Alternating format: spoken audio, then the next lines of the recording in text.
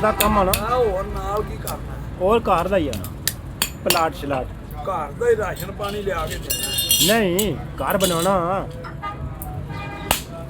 ਘਰ ਨਵਾਂ ਬਣਾਉਣਾ ਹੈ? ਇਹ ਜਗ੍ਹਾ ਲੈ ਕੇ ਘਰ ਬਣਾ ਕੇ ਵੇਚਦਾ। ਘਰ ਬਣਾਉਣਾ ਹੈ, ਬਣਾ ਕੇ ਵੇਚਣਾ, ਸੇਲ ਕਰਨਾ ਹੈ। ਫਿਰ ਤੈਨੂੰ ਕੀ ਹੈ? ਕੁਛ ਵੀ ਨਹੀਂ ਤੈਨੂੰ। ਇਹ ਤਾਂ ਬੱਲੇ ਬੱਲੇ ਆ ਗਏ। ਇਹ ਤਾਂ ਤੇਰਾ ਫਿਰ ਉੱਪਰ ਝੋਟਾ ਹੈ, ਧਿਆਨੇ ਲੱਗਣ ਵਾਲੀ ਗੱਲ ਹੈ।